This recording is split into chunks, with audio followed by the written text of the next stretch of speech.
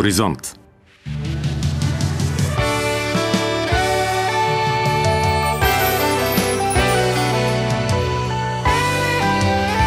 Нощен хоризонт. В първите, вече по-малко от 3 часа на 16 август ще бъдем заедно в Нощен хоризонт. Аз съм Здравко Петров, тон режисьор е Вили Панова.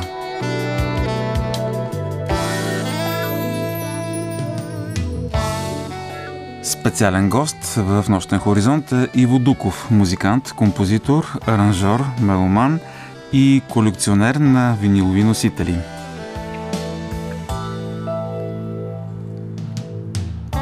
След новините в 2 ще разговаряме с Надя Тончева, от която ще разберем как ще протече 8-то издание на Джаз Арт фестивала в Казанлък.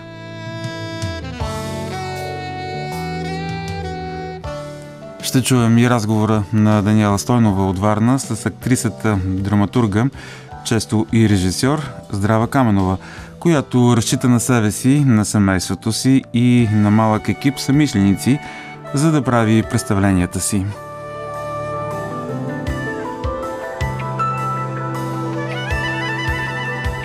Малко преди края на днешното издание на Нощен хоризонт ще ви разкажа за Марко Мазини, лошото момче на италианската поп-музика, който през 90-те години на миналия век със своите песни покори фестивала Сан-Ремо. Нощен хоризонт. С усмивка започва нашия разговор в студиото с Иво Дуков, който е музикант, композитор, аранжор, меломан и аз не познавам друг такъв колекционер на грамофонни плочи и на грамофони. Здравей, Иво, и добре дошъл. Добра нощ на всички слушатели на БНР на Радио Хоризонт. Точно ли казах това, което може да се каже за тебе в представянето? Пропуснах ли всъщност нещо? Ами не, мисля, че доста точно, даже меломан дори преобладава, аз така бих се охарактеризирал.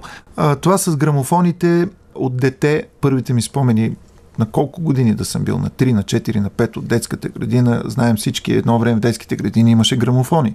Задължително. Които бяха българско производство. С руско шаси. С руско шаси, абсолютно. Или съветско тогава. Ремър, така нареченото. Да. Нека да не казваме марки, макар че това отдавна е в миналото. Но и тези грамофони, просто виждах плочите на Балкан Тон как се въртят и това беше като една хипноза. От тогава това ми е останало в съзнанието. Всички сме преживяли това явление. Този ритуал, ако мога да кажа, да сложиш винила върху диска, да пуснеш плочата и да се завърти и да почне да пука или да пръска. Да. И когато вече станах пълнолетен, когато почнах да работя, да изкарвам пари и така нататък, реших, че трябва да се взема с това да почна да събирам плочи, да почна да събирам грамофони. Имал съм много грамофони. Имал съм 30-40 грамофона. Всичко е минало през мен.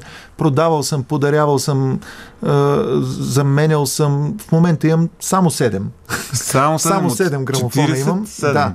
През годините много неща минаха през мен, това е самата истина, както между другото и касетни декове, защото и касетките, те са така по-скоро в историята, по-близко са до нас, но това също е моя голяма страст, касетките и плочите. И едно време беше класика да запишеш от плоча или от компакт диск на касетка. Или другата класика да запишеш от програма Хоризонт на Българското национално радио, любима песен на касета. Абсолютно.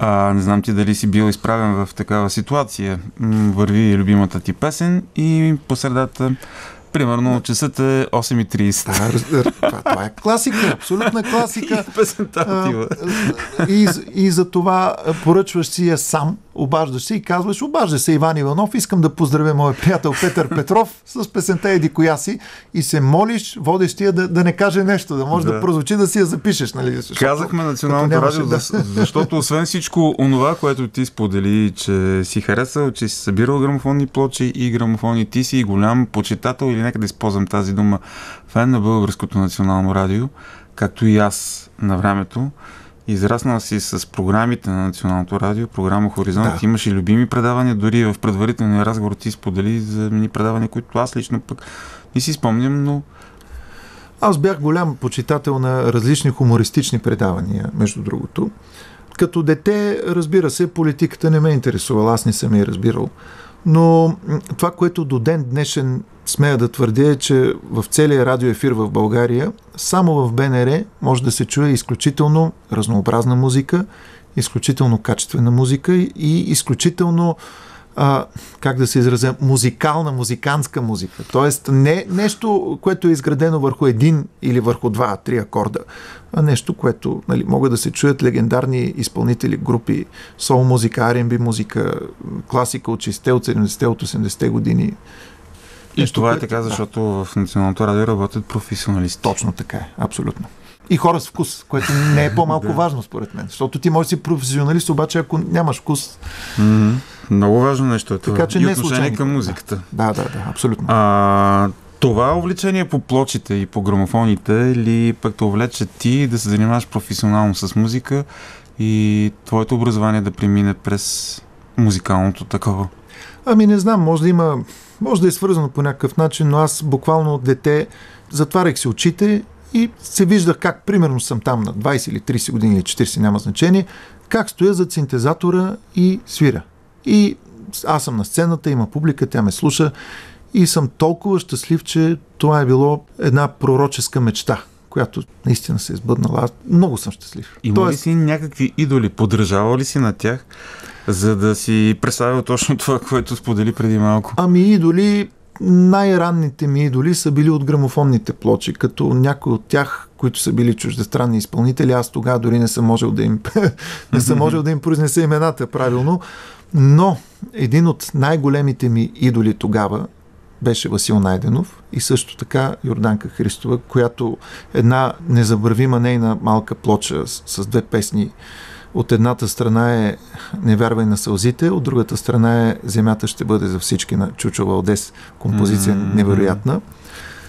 И не си изобщо предполагал, че днес ти ще работиш с нея, ще свириш с Йорданка Христова, ще участваш на почти всички нейни турнета. Абсолютно. И не само с Йорданка Христова. Дълъг е списъка от певци, може да го споделиш сега, може по-нататък в разговора. Списъка е дълъг, аз може би ще пропусна някого, защото е имало такива изпълнители, с които така се е случило, че примерно само за един концерт или дори за по една-две песни в сборен концерт, така съм работил, но един от първите, с които имах честта да работя, това е великият Васил Найденов. Тогава, всъщност, когато той ми се обади, аз въобще не очаквах. Гледам, непознат номер ми звъни и кой се обажда? Васил Найденов, и аз си глътнах граматиката. Тогава. Това беше преди 15 години, примерно. Над 12, 13, 14, 15 години. Впоследствие работих с много хора, с Йорданка Христо имам честта да работя вече 7-8 години. И съм толкова щастлив, че с нея имаме повече от колегиални отношения. Имаме приятелски отношения. Трябва да си щастлив, извинявай, че те прекъсвам и от това, че тя е избрала да работи с теб, защото Йорданка Христова е много прецизна в избора на музиканти. Това е така и аз знам как... Няма случайно попаднали такива.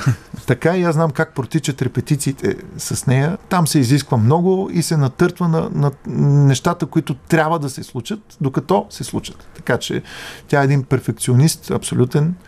И наистина съм много щастлив. Тя беше гост точно на твоето място, където в момента си ти. В неделя на 13 август в предаването "Музикална кутия" представи новия си компакт диск. Изключително е наистина Йорданка Христова. Между другото, аз имам пръст в една от песните, в две от песните, където съм свирил клавишните партии са мои. Мога да се похваля с това. Убеден съм, че така ти работиш с нея все пак. Добре, да послушаме малко музика до 2. Плейлистът изцяло е изградено от песни, които ти си избрал. Да. Те пак, че използвам тази дума, никак не са случайни. Не, изобщо. И има и нещо особено в това, че точно тези песни избираш. Те са от винил или... Всички тези песни аз ги имам вкъщи на винил. На грамофонни плочи. И ги слушам на този музикален източник. Това е...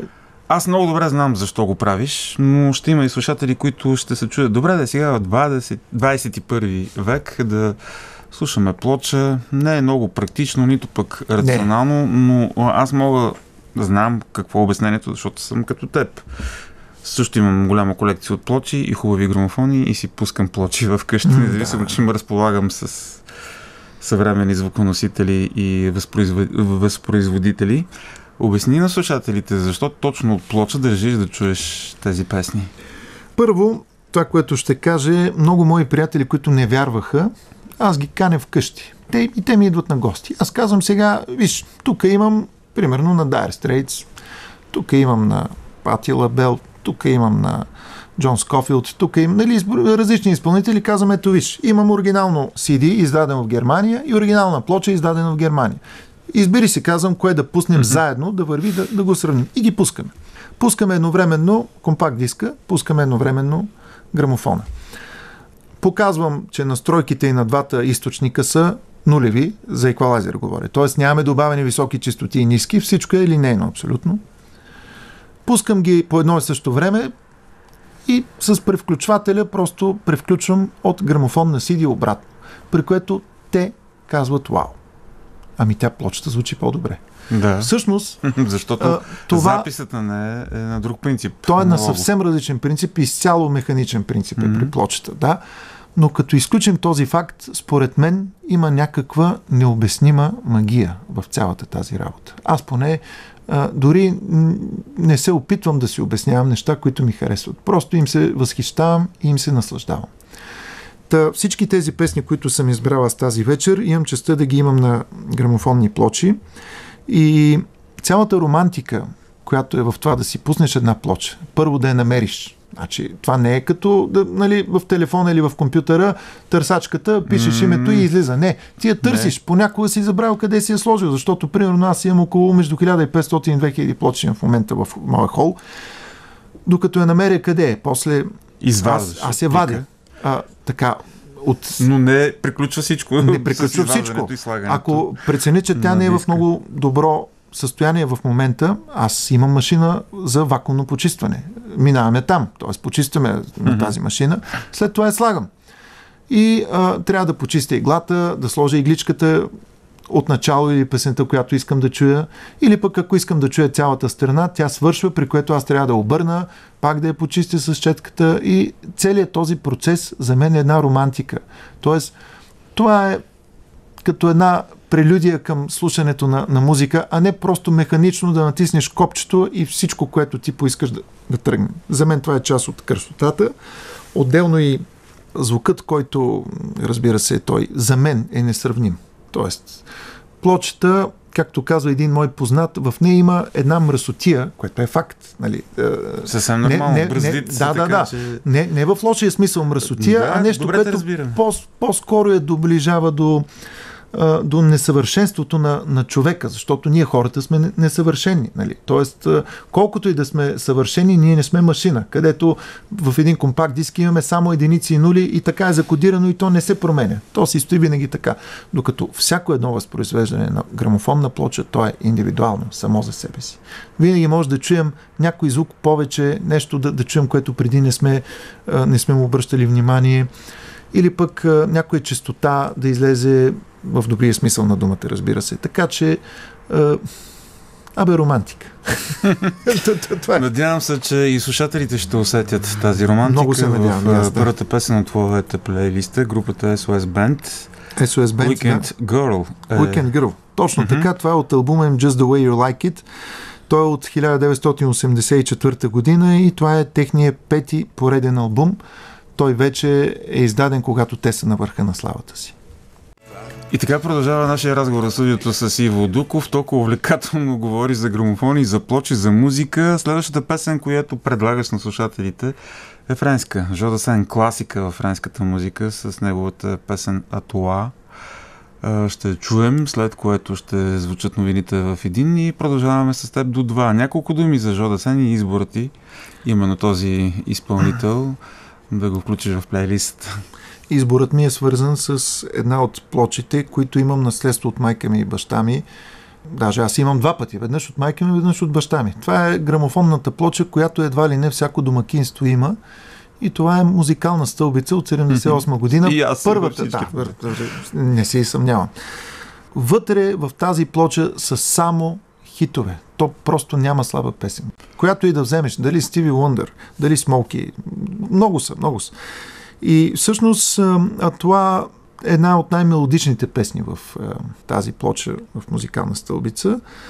доколкото помня, тя от 1976 година. Точно този период, когато Жо Дасен работи с Тото Кутуньо. Тото Кутуньо като композитор, но не като изпълнител, защото до 80-та година Тото Кутуньо работи с Жо Дасен, именно като автор на неговите песни. Тази не е негова, обаче, нека да уточним. Мисля, че не е негова. И така. Да, абсолютно. Един от най-големите хитове на Жо Дасен, Африка, която също е на Тото Кутуньо. Той даже изпълнява и на италиански език, но няма да си кривя душата, в изпълнението на Жо Дасен ми харесва много повече. Макар че композитор също е много важен и без него нямаше да го има пък този хит. В поп-музиката в повечето случаи в сянка, но това е една друга тема. Ще говорим, може би, и за това след новините. Нека да чуем Жо Дасен и неговата прекрасна Атуа.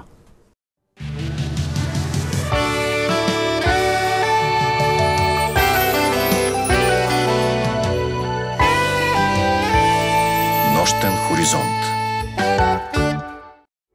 Продължава нашия разговор в Нощен хоризонт с Иво Дуков. Чухме гения Иван Линс. Съвсем точно на мястото го казваме, че е гений. Каква функционалност, хармонична, какви последователности чухме в тази песен. Иво, обясни защо избра Иван Линс да чуят слушателите след новините в един.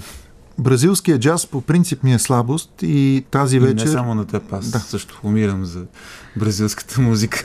Тази вечер би трябвало да чуем и другата ми любима група Азимут. Но сега за Иван Линс това беше песента Комеса де Ново, ако правилно я произнасям на португалски. В нея става въпрос, че когато една любов е на път да приключи, все пак може би може да бъде спасена и да се започне от начало. Комеса де Ново, започваме от начало. Иван Линс е бразилски музикант, композитор, пианист, певец. Той е носител на Грами Латино и негови песни се изпълняват от неслучайни хора, като Пати Остин, Майкъл Бубле, Джордж Бенсън, Ела Фиджералд, Стинг. Списъка е много дълъг списък. Има за какво да прави такива колаборации с такива големи музиканти? Чухме какво е направил само в тази песен пак, ако трябва да направим анализи на другите. Албумите му са десетки. Честно казано, не мога да кажа колко са, защото наистина са много. Просто толкова албум е издал този човек и да е жив и здрав. Не съм сигурен точно кога е роден, но е някъде около 44-та година, дали 43-та, 4-та и 5-та, да е жив и здрав. Просто желая му здраве и творческо здраве, защото знам, че буквално до преди няколко месеца е имал концерти пак и продължава да твори. И парадоксално за много, може би, че той не е с музикално образование, а е завършил химия или какво? Да, той е инженер-химик. Да, инженер-химик. Но ето музиката си я носи в душата. Значи, усещането за... Аз честно казано нямам информация, може би все пак е завършил и нещо музикално, не мога да кажа. Защото толкова сложни... тази хармонична функционалност и последователността, която чухме, някакси... Толкова сложни ходове, в толкова сложни тоналности, с такава сложна пръстовка, това с толкова много бемоли, диези, това е нещо страшно. Но отделно пък погледнато от това, бразилците си го носят. Душата си. Да. Така е. Нека се пак да включим и слушатели в нашия разговор. Ще обявя телефоните 0889 202 207 963 1565 9336 743. Това са ефирните телефони на Нощен хоризонт. Ще ви очакваме, уважаеми слушатели. Сега да обясниш каква е връзката между Иван Линс и Куинси Джонс. Аз знам, но... Връзката е, че ще прозвучи отново композиция на Иван Линс, която той сами издава в негов албум. Ако не бъркам, в неговия албум тя излиза 80-та година. А композицията, която сега ще прозвучи от албума на Куинси Джонс, Back on the Block. Албума излиза през 1989 година. Невероятен аранжимент на Куинси Джонс и невероятно изпълнение на майсторите от Take Six, където ще чуем вокален аранжимент просто недостижим. Феноменален Куинси Джонс.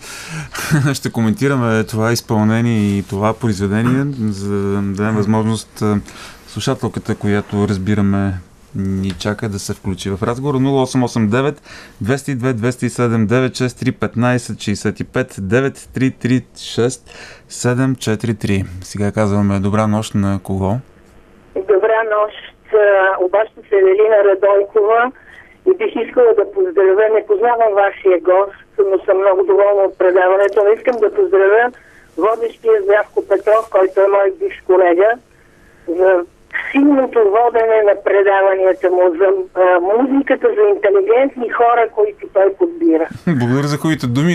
Казахте ваш колега, но аз нямам спомени. Да. Бихте ли ми припомнили откъде? Нямате спомени, защото било отдавна бях ли заместник директор в училище Максим Горки. Тогава бяхте толкова млад и хубав, сигурно сега сте само хубав. Разсмяхте ме, благодаря ви. Това е било много отдавна. След като завърших академията, Петров, първите ми години. Значи, всеки петък ви слушам с огромно удоволствие. Зарязвам телевизии, всичко друго и слушам вашето предаване. Браво на вас. Добре, браво. Много ви благодаря за хубавите думи. Разкошна музика. Приятно предаване, поздрави на съпругата и на дъщерята. Благодаря ви, наистина. А към гост имате ли конкретен някакъв въпрос? Моя гост, събеседника Иво Дуков, който също е музикант, много ерудиран. Не го познавам, за първи път го слушам, но ми направи впечатление неговия фин и интелигентен начин, по който ни обяснява за певците, за музиката, за произведението. Това така доста рядко се среща. Мога да ви кажа. Да, аз слушам радио, слушател съм, защото съм на възраст и денонощно слушам радио, но подбирате си много добре Петров гости. Това също е много важно. Много важно. Не наредите и старци, които да говорят, да забравят, да говорят тази неща. Приятна вечер на вас и на слушателите и на вашия гост. И на вас благодаря ви, че се включихте. Иво Дуков, освен че е музикант, той е и мой колега. За тези модерности, свързани с радиоефира, ще говорим малко по-късно.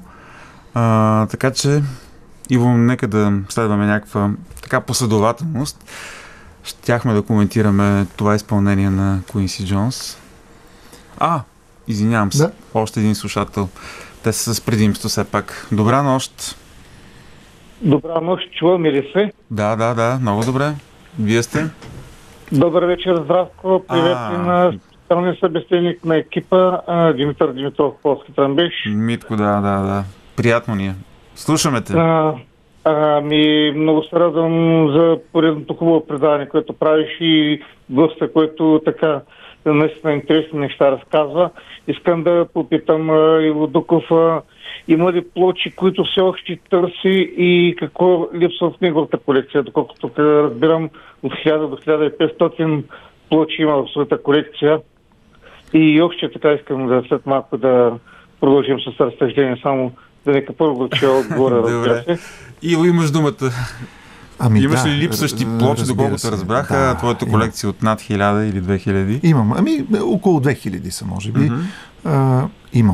Имам. Много липсващи плочи и със сигурност има такива, които тепърва не съм чувал за тях, но живот и здраве, някой ден ще ги открия и ще ми харесат. Както и музиката. Тя е един необятен океан. Абсолютно необятен. И колкото в днешно време, някой като каже, ти вече имаш цялата музика в интернет. Нямаше. Няма как. Нямаше, защото отделно пък да не говорим, че наистина има много неща, които са издавани някога само на плочи и повече никога не са преиздавани. Но дори и да бяха преиздадени, то човек как може да чуе цялата музика на света? Невъзможно. Не може. Абсурд. Да. В живота си човек няма как да чуе всичко, но основни неща, както се казва по жанрове, човек и особено един музикант трябва да е много добре запознат. Имам плочи, даже знам какви са и кои са, макар че на така по-голямата част от слушателите вероятно няма да говорят нищо. Другия ми въпрос е какво мисли, има ли вероятност така да се върне модата на грамофоните и грамофонните плочи? Тя отдавна... Тя се върна последните, не знам колко години, 4, 5, 6. В момента се издават и се преиздават стари албуми наново на грамофонни плочи. У нас в България може да видим, че се отвориха нови магазини специално за грамофонни плочи, които допреди това нямаше. Отделно се продават къде ли не, по книжарници, по бензиностанции, навсякъде. Така, и много модерно по света изпълнителите да издават новите си продукции, нека така да ги наречем, освен на компакт диск и на грамофонна плоча. Но аз тук, ако ми така позволите, ще кажа един секрет, който не всеки знае. За разлика от новите грамофонни плочи, старите, които примерно са издавани до 90-та, до 91-2 година, при тях процесът е 100% аналогов. Докато нова музика, когато се издава на грамофонна плоча, цифрова. Тя е 100% цифрова, да. Като имаме изключения, вярно е, има изключения. Но са много малко. Чуваме ли се все още? Да. Така, и последно, искам, ако имате възможност в плейлистата с песни, предлагам, след като стана въпрос преди новините относно плочата на музикалната стълбица от 78 година, нека да прозвучи, ако може, песента на Смолки, с която здравко искам специално теб да те поздравя по повод 3 години, откакто вече си в Хоризонт и 1 година, откакто водиш Нощен хоризонт. Добре. Ще намерим на Смолки. Да. Коя точно песен или по нашия избор? Lay back in the arms of someone. Добре. Една от най-известните. Добре. Благодарим ти, Митко, за това включване. Имаме ли още слушатели? Не за сега. Още веднъж ще кажа телефоните. 0889 202 207 963 15 65 9336 743. И така, Иво, няколко думи за Куинси Джонс. Малко се отдалечихме заради слушателите, но все пак Куинси Джонс много важни за нас. Е такъв великан. Толкова хора е открил, на толкова хора е помогнал, че е обидно, ако изборя само някой от тях, защото ще пропусна страшно много. Той е открил много световни звезди. Ето и Милчо Оливиев е записвал с него, има албум. На Намус Хури е откритие на Куинси Джонс. Да не говорим за Трилър на Майкъл Джексън, който не съм сигурен дали не беше и най-продавания албум в света. Просто сега тази информация... На мен така нещо ми се върти. Да, и на мен ми се върти, но не съм сигурен. Да, нещо, което не сме сигурни и не сме проверили, нека да не го афишираме. Но специално за Нана Мусхури аз съм много заинтригуван от този факт. Той открива случайно в Гърция, когато е на турне в началото на 60-те години и човек кани в Америка. В Америка и тя записва първия си албум там, джаз албум, Момичето от Гърция, така озаглавен. Да. Добре. Следващото произведение от твоята плейлиста, аз ги наричам произведения, не парчета. Те си произведения. Обичам тази дума. Тя в така разговорната реч се употребява между музиканти, но все пак аз държа в радиоефира да не използваме такова определение за музикално произведение. Сега предстои любимата ми бразилска джаз група Азимут. Това е едно трио, оригинално, което е съставено от Иван Конти ударни инструменти, Алекси Малейрос бас-китара и Жозе Роберто Бертрами клавишни инструменти. За съжаление, от триото 2 души вече са покойници, но бас-китаристът Алекси Малейрос, да е жив и здрав, той продължава с нови музиканти да концертира и дори да създава нова музика. Предлагам сега да прозвучи едно произведение тяхно, което се казва Каскадата на 7-те водопада. Това от албума Каскади, появил се през 1982 година. Това е бразилски джаз, много лежерен и според мен много подходящ за това време на денонощието. Наистина, както казваш ти, много релаксираща музика за това време на денонощието. Музика, върху която може да се мисли. Абсолютно. Много малко хора, между другото, не се замислят върху музиката. И е съвсем обяснимо, защото повечето не я разбират, но ти и аз и други, които се занимаваме професионално с музика, мислим по време на този процес, когато протича едно музикално произведение. Така е.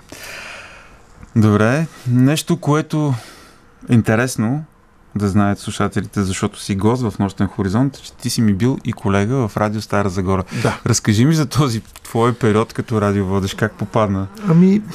Как попаднах? Аз съм от Стара Загора и още като ученик, когато едно време имаше още видеотеки, гледахме филми на видеокасети, един от филмите, който си взех без въобще да знам за какво става въпрос, имаше просто интересна обложка и викам, ще взема да го гледам вкъщи. Това е филма Интимни части, Private Parts, който разказва историята на най-скандалния радиоводещ в света, Хауърд Стърн. Съответно, аз като го гледах този филм, аз онемях. Той много не е бил и за моите години, макар че аз съм бил на, не знам, на около 14-15 годишен съм бил, 9-ти клас бях. И аз тогава реших, че ще ставам радиоводещ. И, както пише в Библията, искай и ще ти се даде. Една моя съученичка тогава каза, ти знаеш ли, че аз имам една леля, която в радиото търси нов екип, ще има ученическо предаване. И аз викам, веднага аз съм за там. И всъщност Теодора Иванова, която беше моя пръв ръководител в радиото тогава, това е през далечната, ако не бъркам, 2001 година или 2002, една от двете със сигурност, когато отидох при нея на първото ми интервю, тя ме попита защо искаш да бъдеш радиоводещ. И аз казах, искам да бъда като Хауърд Стърн. И тя каза, Отделно от това има нещо друго. Аз не можех да казвам Р. Аз казвах Р. Сега този проблем го нямаш. Този проблем го нямам. Аз го правих точно за 2 седмици. Го правих. Сериозно, хората с години не могат да го правят. Какво нещо е меракът, тази хубава дума? Да, да бъдеш радиоводещ и да бъдеш като твой любимец. Не съм посещавал нито логопеди, нито някакви специалисти. Просто сам от сутрин до вечер се мъчих да кажа Р по нормален начин и в крайна сметка и го спя. Да. Водих известно време това предаване в радио Стара Загора, което се казва Пожар в ефира. Беше в неделя. Беше в неделя от 8 до 10 часа. Беше наистина много интересно. После доста години правих музикално предаване. И в момента съм се отдал изцяло на музиката. Без да съм радиоводещ. Но пък почитател на програма Хоризонт. На Българското национално радио. Абсолютно съм почитател на БНР. И това го казвам, защото знам, че ти редовно слушаш музикалните предавания на Хоризонт. Така е. Много си информиран и запознат. Доколкото мога. И то не от сега, ето разбрахме от музикална стълбица, тази плоча, която... Да, музикална стълбица и другата плоча, която имаше баща ми, аз още я пазя вкъщи, която се казва Познахте ли?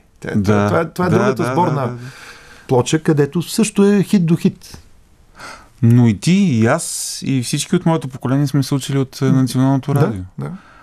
То беше еталон и сега пак е еталон за качествена музика. Ти сам го сподели в разговора преди, че тук може да се чуе наистина музика, където на друго място трудно може да се чуе. Тук може да се чуе музикантска музика. Аз поне така я наричам. Не знам дали слушателите разбират какво аз имам предвид, но може да се чуе музика, която е писана и свирена от музиканти, които са много добри, които владеят прекрасно инструментите си, намесени са сериозни аранжори. Тоест не е просто хит, който ще го има няколко месеца и после ще го забравят хората. Говорим за музика, която ще остане. Която оставя трайна следа в историята, както тези неща, които ти си избрал. Така. Добре, следващия изпълнител е Майкъл Франкс. Майкъл Франкс също любим мой изпълнител и той е някъде на около 80 години. Не знам има ли ги, няма ли ги. Да е жив и здрав. Американец. Да, Боже. Страхотен певец, страхотен композитор, страхотен музикант. Избрал съм песента Loving You More and More. Това е от 6-тия му студийен албум One Bad Habit. Той излиза през 80-та година.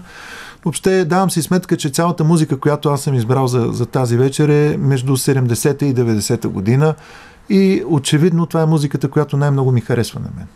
Тези 2 десетилетия? Да, тези 2 десетилетия, когато от една страна в техническо отношение е достигнат максимум, края на 70-те години, когато вече звукозаписът става на много високо ниво, качеството е изключително високо. И нещо много важно да уточним, не манипулирам. Точно така. Или можеш да пееш и пееш. Да, някакво за онези години, но записите не са манипулирани както сега. Да. Сега вече знаем толкова много програми има, които могат от художествен шепот, както се казва, да излезе певец или певица. Точно така. Добре, да чуем Майкъл и ще продължим. Искам да те поздравя за плейлистата. Съвсем така откровенно, напълни ми душата с такива красиви неща, които си избрал. Имаме около малко повече от 15 минути до края на нашия разговор. Какво още можем да кажем на слушателите? За тебе много неща научиха. Основното е, че имам щастието да работя това, което обичам. Тоест, моето хоби да е моя професия. Най-голямото ми щастие е, че почти през всичките тези години може да се каже, че не съм правил компромис с работата си. Тоест, основната ми работа е да бъда на сцената, да свиря на пиано, да свиря на орган, да свиря на синтезатор и да споделям сцената с големи български музиканти, професионалисти, певци. Доказателство е това, че ти дойде с твоя синтезатор от участие с Кристина, която е една от много добра певица. Кристина Иванова, тя е победителка, от някои от форматите. Точно така.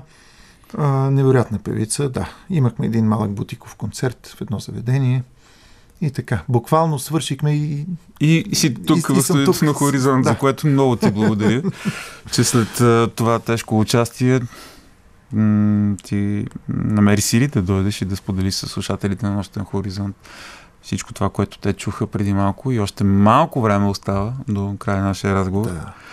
Добре. Пати Лабел и Майкъл Макдоналд. Следващия избор твой. Да. Парчето се казва On My Own и излиза през 1986 година.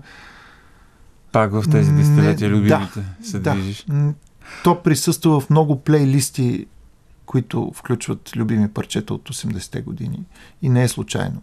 В същото време не е от най-широко познатите, поне в България. Това е по мои наблюдения. Нали? Може да не съм прав, но масово не знаят хората тая песен, а тя е толкова красива. Затова. Ако трябва да така се замислим, много красиви песни разбира се. Не се познават от хората по много причини, но нека сега да не конкретизираме. Дават ми знак, че имаме слушател преди да чуем тази песен, нека да го уважим. Добра нощ. Да, чуваме се. Добър вечер. Добър вечер. Добро утро, чуваме. Да, то е добро утро, може да се каже вече, Малко преди 2 часа. Питам вашия гости, слушали от тези грамфони, дикинаксовите плочи с фуники, нали, от него модел. Онези на 78 оборотната система, може би има. Защото аз събирах плочи, пак събирам, те ми се смееха, между другото. Сега вие да ме крадат 100 касети, 100 ролки ми откамнаха, ама аз събирам и плочи на чешолици големи, 80-100 годишни, примерно, махалата, фотоапарати, разни такива работи, докато ми се смееха, сега вие да ме крадат. Объркана нас е нещо, за което се сбъкучи, пък сега нещо има стойностно и го продават. Явно, че ролки и касети, защото 100 касети, 100 ролки ми откамнаха, явно има пазар вече на тези работи. Има пазар, за добро или лошо. Сега друг е въпросът в какво качество са, защото и как са съхранявани. Гитинаксови с игличката като картица, нали? Мембраната е малко специфично, нали? Отива на една фония метална. Да, това са първите грамофони. Да. Механични, електрически. Да. Те не ми представляват особен интерес, защото освен те имат своята стойност. Те като звуково качество със сигурност нямат, Но те имат друга стойност. Има една музика, могат да се чуят прекрасни стари градски песни, например, на Староклешников, да кажем. Надя Сотирова. Да. Така че имат своята стойност. Те с пружината, навъртата с чикрата. Да. Нали, една поча много не изкарват. И за друго, което повечето хора знам, че ги използват така да украсяват техните жилища, особено ако интериора в къщи е по-така ретро, тъй като създават едно такова настроение. С фотографски истории занимавах и събирах фотоапарати, ама сега явно имат цена някъде по пазарите, нали, Така е. Добре. Много ви благодарим за това, че се включихте. Ето, виждаш, че хората имат интереси и към онези грамофони. С фония. Все пак това е историята на звукозаписа. Точно като се тръгва от преди грамофоните тези... Значи фонографа е първи, но той грамофона буквално излиза няколко години след фонографа. То принцип е сходен. Да, абсолютно сходен. Само, че при фонографа е цилиндър. Цилиндъри и не могат да се правят копия, докато при грамофонната плоча могат. Това е. Измислено е по някакъв начин и започва да се разработва във времето. за да слушаме музика днес. Не е аналогова, както каза ти, не от тези плочи, които създават съвсем друго усещане. Аз си събирам такива плочи, издадени тогава, през 70-те и през 80-те години, и намирам романтика в това. Най-важното е, че, както се казва, на народен език ми доставя кеф, а пък кефа цена няма. Убеден съм, че ще доставим това усещане и с изпълнението на Пати Лабел и Майкъл Макдоналд. Трябва да прекъснем тази красива песен, защото не остава много време. Още две неща по твой избор ще чуем. Всъщност едната е по мой избор. Ще завършим с една твоя композиция, която се казва По релсите. Но преди това ще чуем какво? Ще чуем една група Heatwave, която е популярна и тя около 80-та година, с една невероятна тяхна песен, R&B, soul, балада, невероятна Happiness Togetherness. Това е от... Кой техен албум беше? Тук вече... Тук не съм сигурен. Трети или четвърти или... но това няма значение. Има значение музиката. Красотата на песента. Да. За съжаление, трябва да завърши нашия разговор с Иво Дуков в Нощен хоризонт. За финал избираме една твоя композиция По релсите, която неотдавна ти написа. Да, точно така. Няколко думи. Бях вдъхновен от БДЖ. Как звучи? Под БДЖ визирам, имаме защото... Да, имаме и хубави и лоши приключения с БДЖ, но искам да кажа, че казвам БДЖ, защото моят опит с влаковете е предимно в България. Красиво е да се пътува с влак, красиво е да гледаш релсите, красиво е да чуваш този ритъм, който колелата правят и вагоните. Красиво е да виждаш природата, българската природа, и всичко това нещо ме вдъхнови. Взех, че направих тази композиция. Чудесно! Какво е твоето пожелание към слушателите на Нощен хоризонт? Моето пожелание е да бъдат здрави и въпреки, че са слушатели на Нощен хоризонт, да се наспят след това, независимо колко време. Това за всички, включително и за мен, и за теб. Да могат да се починат и да са здрави, да бъдат себе си, да слушат хубава музика. Това е. Аз ти благодаря още веднъж. И аз благодаря. Това участие и до нови срещи от ефира на Хоризонт. Иво Дуков.